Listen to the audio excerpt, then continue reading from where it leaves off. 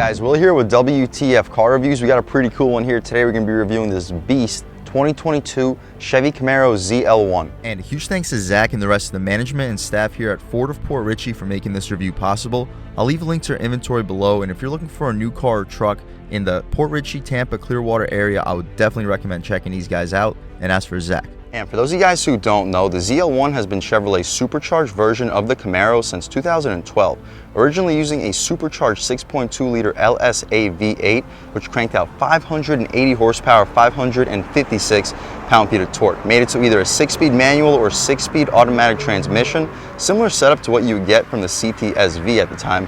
You can expect 0 to 60 in the mid to high 3-second range. What an absolute beast of a car that 5th generation was. One of the kids in my high school actually drove one. The 5th generation ZL1 lasted from 2012 to 2015, not available for 2016, which was the first year of the 6th generation. For 2017, Chevrolet reintroduced the ZL1 with a larger grille for better cooling, new front splitter, a carbon hood insert, which does a way better job of removing hot air from the engine compartment, wider fenders, which allow for wider wheels and tires, allowing better handling, unique rocker panels, and a magnetic ride suspension. The power plant, still a 6.2-liter supercharged V8, but it's the new LT4 V8, basically straight out of the Corvette Z06, cranking out 650 horsepower, 650 pound-feet of torque. Made it to either a 10-speed automatic transmission, which was co-developed with GM and Ford, or a 6-speed manual. The Camaro was facelifted for 2019. The SS was facelifted again for 2020 because not a lot of people liked the 2019 SS design. But the 2019 ZL1 design stuck. It also carried the 10-speed down to the lower trims, anything above the 2-liter turbo. It also gave us this styling. For 2022, this is a 2022 ZL1, the automatic starts a tick under 66,000 bucks. What else do we get for that money? Let's jump right in. So up front, you notice your flickering LED daytime running lights. We have LED headlights for the high and low beam too. A ton of airflow for the supercharged V8. Radiator and intercooler. You see additional intercoolers behind your air ducts in both of the corners. We get the flow tie too for the ZL1. Reminds me a little bit of the old Z28 from 2015, I believe. The carbon hood insert, it says ZL1 with a 1 being red, similar to my LT1. The whole thing is basically just a giant heat extractor. We'll take one more step back, get a good look at that front splitter. Really menacing design. This black paint color, it's not a metallic. I kind of wish it was a metallic, but still really clean. Kind of reminds me of the Batmobile. The 20-inch rims, they're the base ZL1 rims, not the ZL1 1LE, which will run you about 7,500 bucks. These are still beautiful, wrapped in super sticky Goodyear Eagle F1 Supercar summer performance tires. The dimensions are 285/30 ZR20, so it should put the power down very well. 305s out rear, we'll check those out in 1 second. We mentioned the unique rocker panel for the ZL1. The mirrors are not folding, neither are my LT1 mirrors, but these mirrors have blind spot monitoring, all black trim for the window trim. We get the sunroof too on this ZL1, shark fin style antenna, smart access for the driver and a front passenger. Staggered rear wheel and tire setup. It's not the 325s that you would get on the 1LE. These are 305s, 30 ZR20 Goodyear Eagle F1 Supercar 3 summer performance tires. As you see, these kind of remind me of like Michelin Sport Cup 2s. They're not nearly as sticky, but as you see, literally zero tread in these tires. Borderline unsafe for rainy climates, but there's some of the stickiest tires in the business. We have very aggressive rear spoiler, LED taillights, the smoke style too. ZL1 badge out rear. Shout out Ford of Port Richey for helping make this review possible. Full rear parking sensing. As you see, those exhaust tips are a little bit different than factory. These are Corsa Extremes. So brace yourself. We're gonna take a step back, fire up this supercharged 6.2-liter V8 with Corsa Extremes, and here how they sound.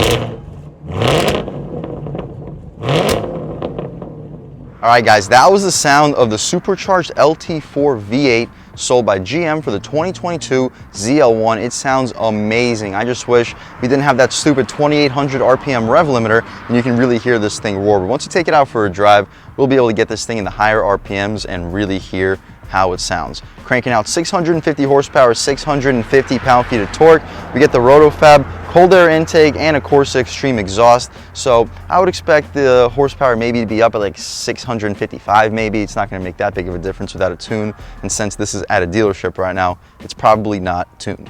Anyway though, ton of power, enough to get this thing to 60 in under 3.5 seconds if you get a good launch. Strut tower braces connecting your strut towers to the chassis. No true strut tower brace connecting the two strut towers together, but what you see is basically what we get. Additional supports in front of your radiator. Should help the handling quite a bit. Same with this magnetic suspension, which we'll check out in 1 minute. But anyway, what you see is what we get. We can shut this thing right up. The hydraulic struts are appreciated. We'll take one more step back, get a good look at the front styling.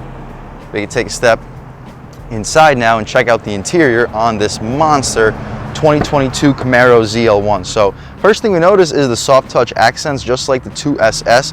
We get the padded suede material and super soft armrests too. That Jeep is ridiculous. I don't know why he's driving so fast, but anyway, auto one touch for the front two windows, 3-person memory seats, lock and unlock, aluminum door handle, Bose premium sound system, trunk release, 2 tiers of storage, and some soft touch suede for where your knees will often hit.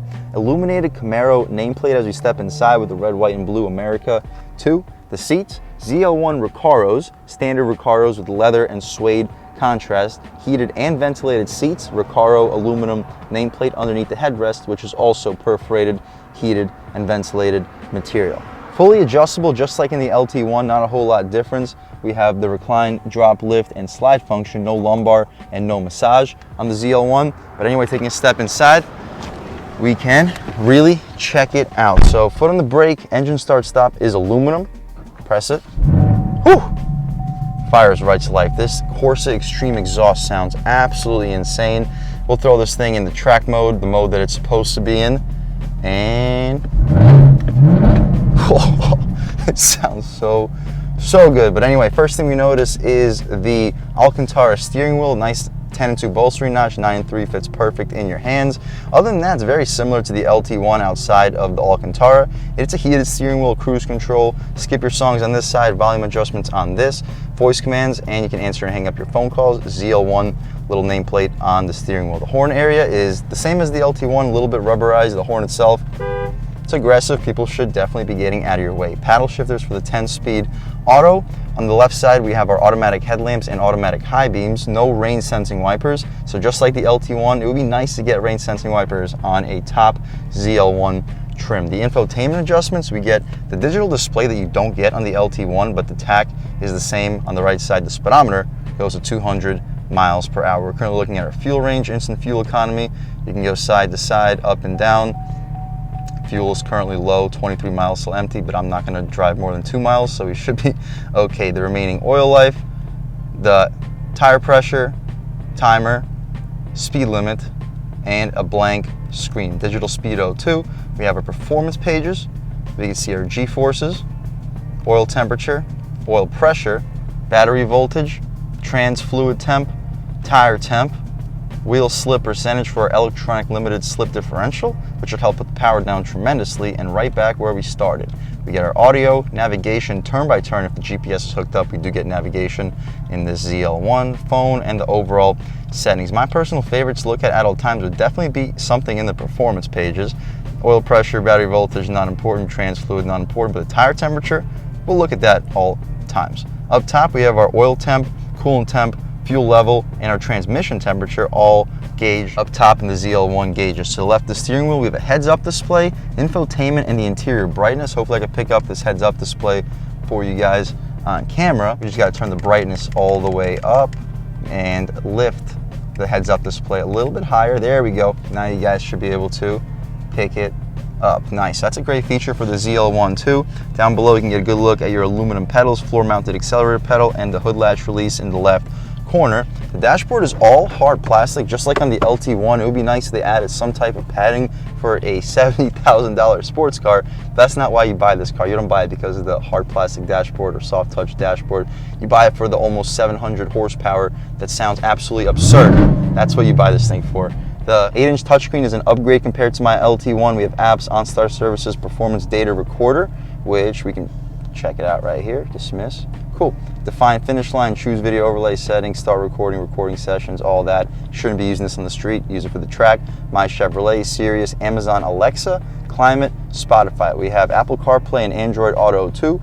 Navigation, we can check out the map real quick. Very high resolution screen. The response is absurdly good, just like an iPhone. You can move around literally just like an iPhone. Huge thumbs up for the screen. You press this home button, and this is my personal favorite screen to look at all times. You see a little map icon, and you can see what song is currently playing. Kind of reminds me of the Apple CarPlay screen. Beneath that, shortcuts if you don't want to go through the touchscreen. Dual zone automatic climate control. The LT1 only has single zone, heated and ventilated seats. LT1's got neither. The 10-speed auto transmission has the suede Alcantara 2. It says ZL1 on the shifter. Hopefully I can pick it up on camera. It's tough because of the glare. Behind that, traction control you can turn on or off. Drive mode select, which controls your active Corsa Extreme exhaust. This is track mode, rumbling. Sport mode's a tiny bit quieter. Tour mode is also a tiny bit quieter. Snow and ice is the same as Tour, but personally, I'm going to leave it in track for the purpose of this review. It keeps our traction control on, so we should still stay alive, and it sounds absolutely incredible with this active exhaust. Electronic parking brake, 12 volt, good spot for a radar detector. Interior illumination, which you can control the color. This is your key fob, typical Camaro key fob. Doesn't say ZL1 or anything on it. Oops, it's not even on camera. There you go. Here's your key fob. Remote start though, that's nice with the automatic transmission.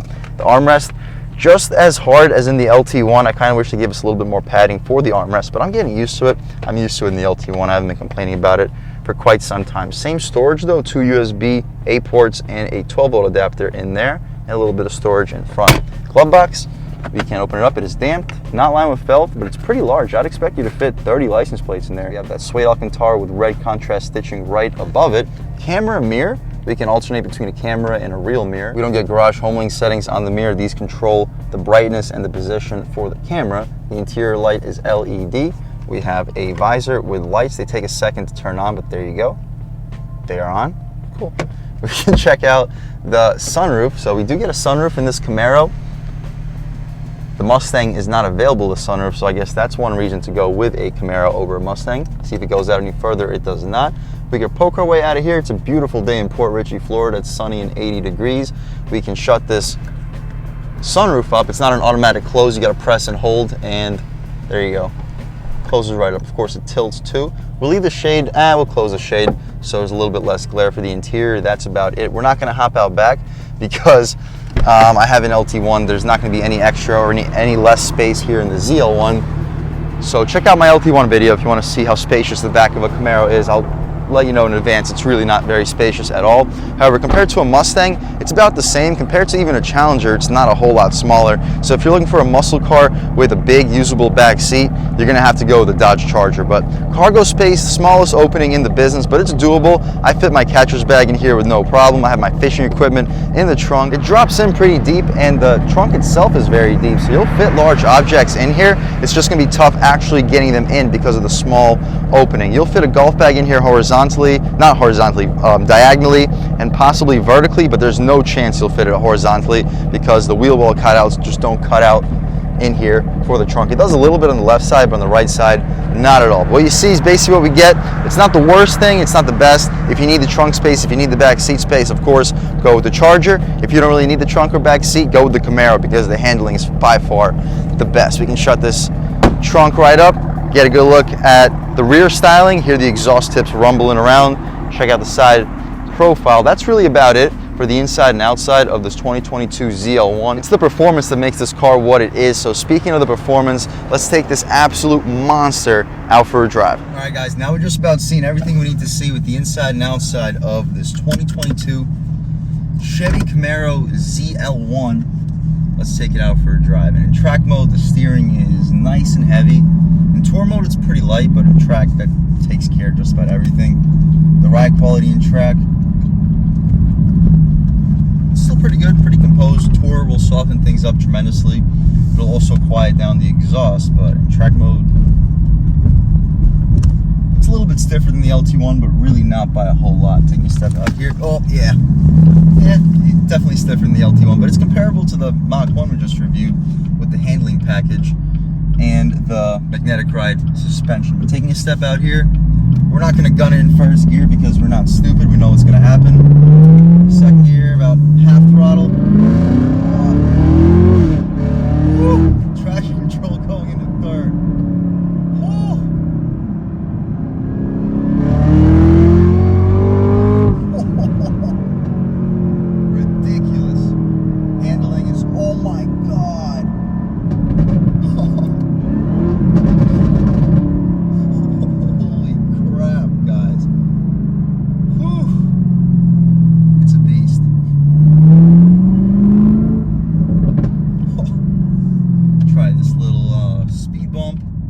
see how the handling or ride quality is.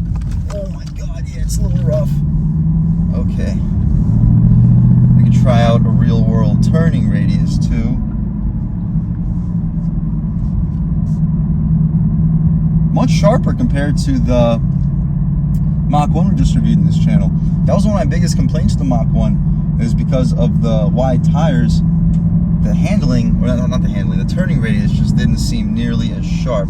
We'll try this same speed bump out in tour mode. Okay, tour mode. Oh, the ride quality is immediately softer. Wow. And the steering is softer. Yeah, oh, it's still pretty stiff though. We're not going to call it good ride quality. Okay, tour mode. Let's throw in a sport. Okay, sport mode, we'll try out an acceleration off the line. We're not going to floor it, but I'll try to get a good launch off the line.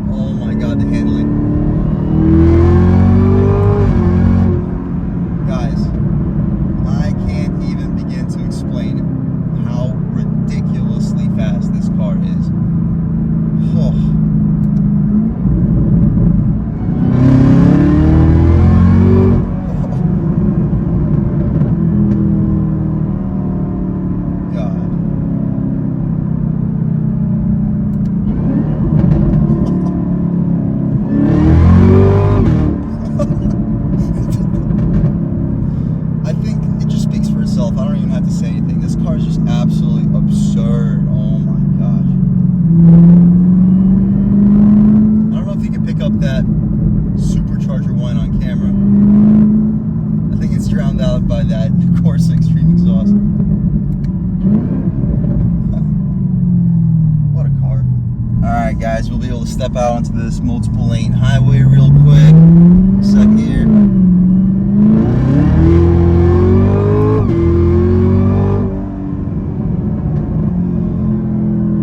My God guys, this is just such a fast car. We reviewed some really fast cars in this channel. Or I guess I've reviewed some really fast cars in this channel. This is just another level. It's not even that it's like absurd. It is absurdly fast, but that's not even what makes it so insane. It's this exhaust. Like,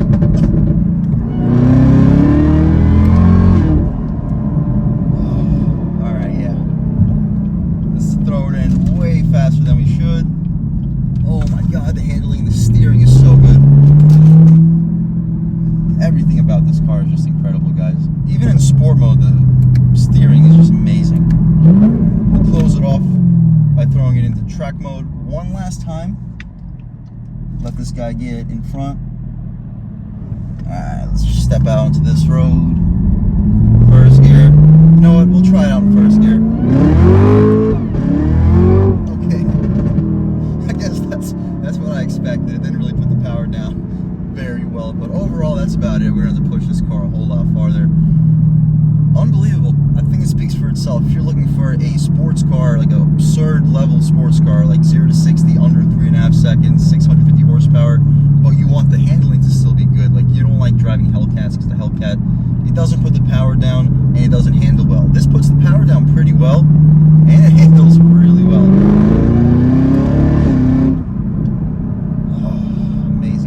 This car go, but again, you're looking for a track-ready muscle car, this is the best way to go. Track-ready sports car, this is the best way to go. You're going to be obliterating other cars on the track, and then you can drive it home in tour mode like you're in just a regular car. It's absolutely ridiculous how something this track-ready can also just be, with 2 clicks of a button, be turned into such a docile, daily drivable vehicle. Yes, there is a $7,500 1LE package, which makes this an even more track-capable beast. But I don't know if you necessarily need to go with it. I mean, if you do plan on taking it to the track consistently, go with the 1LE package. You'll get better brakes, you'll get better tires, better suspension, just a better track-ready car overall. But if you don't plan on taking the car to the track very frequently, I'm telling you, this just regular ZL1 is all you need. And a huge thanks to Zach at Ford of Port Richey for helping make this review possible. I'll leave a link to their inventory below. And if you're looking for a new car, SUV, or truck in the Tampa, Port Richey, Clearwater area, I would definitely recommend checking these guys out and ask for Zach. And huge thanks to all of you for watching. I had a great time making this video.